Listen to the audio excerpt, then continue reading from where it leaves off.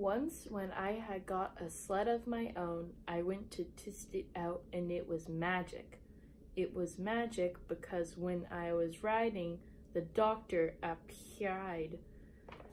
Then the Tradis, which is English police box with Amy.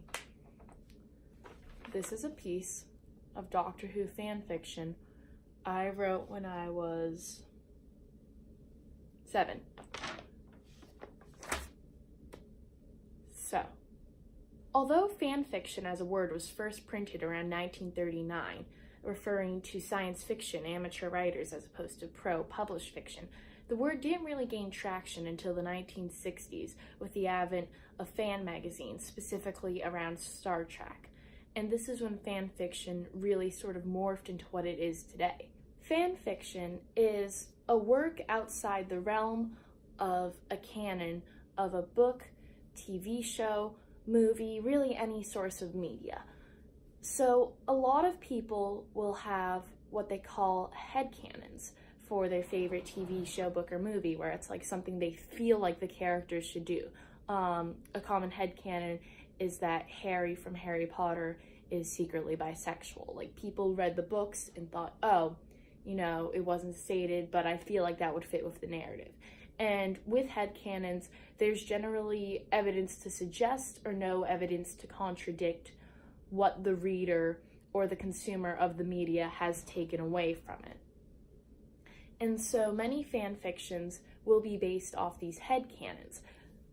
So not the canon of which is all that is dictated to be real and correct about the universe. Other fan fiction isn't headcanon and is using the characters, often giving them new personalities, putting them in a new situation to explore ideas many thought weren't executed in the media that they were consuming. So if you were watching a show and you had favorite characters and you felt like you wish they dated, you could write a fan fiction where they became a couple. So it became a very common fan labor for them to express certain ideas, and often these were shared with others or for their own personal collection. In some of the spot magazines, they were in the magazine, which were then sold at fan conventions. Fan fiction was often passed at these conventions because it was considered relatively taboo for a bunch of different reasons. Fan fiction was often kept quietly on email lists in the modern age, or passed around, handed, sold, because there was often disputed the legality and the morality of writing fan fiction. Authors such as Anne Rice, known for the Vampire Chronicles, or Orson Scott Card, known for Ender's Game, openly opposed fan fiction, and fans who wrote fan fiction, with Anne Rice going as far as pressing charges against some fan who used her characters or her work in fan fiction. They viewed it as morally bankrupt. Certain authors who opposed it viewed it as weaker writers taking their writing and using it because they couldn't come up with their own ideas. They viewed it as an insult to their characters in their own writing. There was a variety of reasons why people opposed fan fiction, which kept it pretty quiet for a long time. In 1998, fanfiction.net was created and is still widely used today. And fanfiction.net was a place where you could post your fan fiction. It was not for profit. You wouldn't be making any money off it, but you could post it and share it with other people. All they had to do is look for it. So with the rise of fanfiction.net, more recently Wattpad, there have been archives of our own as well, and these are all different sites. There are many different sites where you can find fan fiction today, and many authors today no longer press charges because it's so widespread and has become more mainstream. If you want a more in-depth view of fan fiction and some of the legality around it, I'm going to link a video to Sarah Z below. She has an excellent video discussing it in terms of J.K. Rowling, but she gives a much broader understanding of fan fiction and sort of how it came to be. So now we're going to talk about the topic of the video. why fan fiction is actually good. I'd like to preface this by stating that I was never the biggest writer of fan fiction. I read a lot more fan fiction than I actually wrote. I didn't normally read fan fiction for big series because there's a lot and it's easy to get lost in it. I read it for the Penderwicks, which is definitely a smaller series than, say, Percy Jackson. I also used to read it for the Mother-Daughter Book Club, which, again, it's a much smaller series. So I never jumped into the huge fan fiction worlds where there are thousands, even millions of fanfics over super well-known books that often have movie series and shows, and I never really got into that because it wasn't my thing. I did write a little. Not a ton. I didn't really ever publish it, but I definitely wrote some stuff, and it was just basically I'd have like a headcanon, because we all sort of, when we're consuming media that has characters, a lot of us will think of things that we feel might fit in the world. It's a natural thing while reading. So I'd have things in my head and I think, oh, I'm gonna write that down. And I've actually wrote some down and used it in my own individual creative writing, not necessarily characters, but ideals in the worlds. I had a lot of self-insert headcanons, which for those of you who aren't very aware of the lingo around it, self-insert is a character based on yourself, often in the fic. The author, it will have the same name, similar physical characteristics.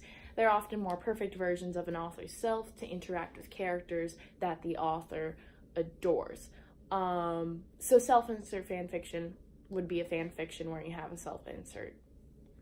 And, I wrote some of that. I never published it. It just wasn't my thing. But I have engaged with members of the fanfiction community, and I've talked to a lot of people who have written fan fiction, and some of the advantages I've learned from what they've said.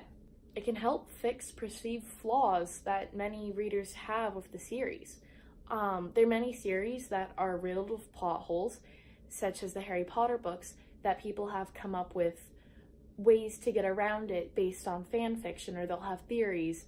And these are created by the fans, and many have come to accept them as canon because they can often fix the flaw within the universe, and everyone's like, yep, that's great, we'll accept this. And that can be great because it can get rid of plot holes. A lot of times if there's a problematic relationship in a book, some fanfics will go into a deeper version based on things they've already gathered and can deeper explore the characters based on information previously, and often can help fix a relationship and make it less problematic. They can help fix flaws in the world. There are a lot of things that fan fiction writers can do that can then be, taken in by the community as canon, even if they're not officially canon by the author. A lot of times there'll be wildly acclaimed theories that people will consider as fact. Like the Pixar theory wasn't a fan fiction, but it was a fan theory that many people now consider as fact. I'll leave a link down below of a video on the Pixar theory in case you don't know what that is. Number 2, it can help aspiring writers learn how to write stories. A lot of times when you're writing fiction, you're keeping certain elements and you're changing other elements. So if you were doing a series in the Harry Potter world with none of the Harry Potter characters, you wouldn't have to worry about world building, since it's a very well-established world that many are familiar for, and you can dive right into working on character development. Or if you're writing a book with characters of a TV show, movie, film, book, you can keep the characters and you can work on building a different world around it. So it can often help younger writers or more beginner writers break down certain parts of storytelling and help them work on each individual before they can put it all together in their own cohesive work. And I know several writers who that's helped them being able to build new worlds for characters, if they struggle on world building. Some people I know are weaker on coming up with characters. In fan fiction, what they do is they'd keep certain characters and then they could work on their own, so they'd have a bunch of well-established characters, and even doing the character building for one or two people still help them have more growth as a writer, and they're quite thankful for being able to do that and share them with other people. Number 3, you'll get critiqued. A lot of people need to hear some of the problems of their writing so that they can grow as authors and storytellers. So by having it published online and then receiving feedback, they'll be able to figure out what they can fix. Now, of course, this doesn't always work. People give feedback that's really not warranted because, of course, not everyone's a professional on these sites, but it can still help you get a better idea of what you need to work on as a writer and help you grow from that. Number 4, Anna Todd, E.L. James, Cassandra Clare. What do they have in common? They all started as fanfic writers before they became actually published authors. Now, a lot of us do know the story behind 50 Shades of Grey, which is that E.L. James wrote it as a Twilight fanfiction, originally published on, I believe, fanfiction.net. It might have been WordPress. But she had published as a fanfiction, and a smaller publisher decided to pick it up. She changed the name, she changed some of the locations, very minor changes, and then published it as a book. Now, is it a good book? Many don't believe so. I have not read it because I feel that I am much too young for it, but I have heard from others it's not the best. However, it did start as fan fiction, and it lets some people legitimize their work as fanfic writers. Anna Todd wrote real person fic, which is a little more murkier than character fiction because real person fic is fiction about a real person. In her instance, it was Harry Styles and other members from One Direction that helped her write a real book based off one of the fan fictions she had written. And that's often a little morally gray. A lot of people don't like real person fic because you are writing about somebody else's life. This isn't a character. This is a real person with real emotions and real experiences.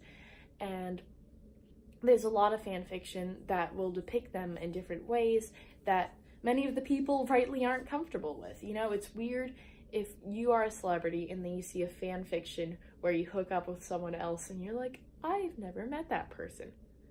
I'm sure it's disorienting. Cassandra Clare wrote Harry Potter fanfiction before her Mortal Instruments series. There's some controversy about that. I'll leave a link down below if you want to explore that further. But suffice it to say, all these people started by writing fanfiction and have led to movie, book, and show deals based on stuff that was based on fanfiction. So if people tell you that fanfiction can't get you anywhere, it can. Not all of these are good, but it can actually do something. Now, as with pretty much everything else in life, of course there's negatives to writing fan fiction and sharing it with other people. People online tend to be overly critical because there's a certain level of anonymity you don't get in real life, so they'll write more mean stuff under your writing if they don't like it, even a little bit. You can do bad things with the characters, and some people will really like it, and you won't be able to learn that that's not the best thing to do. There are a lot of drawbacks, but there are also a lot of positives, which is why you shouldn't really give people flack for writing fan fiction or reading it. It's their hobby. A lot of times they're not hurting anyone. Sorry if this video is later tonight. I've been really busy this week and I haven't had a ton of time, so I'm only doing this today when it gets posted. So I guess this is the end. Bye.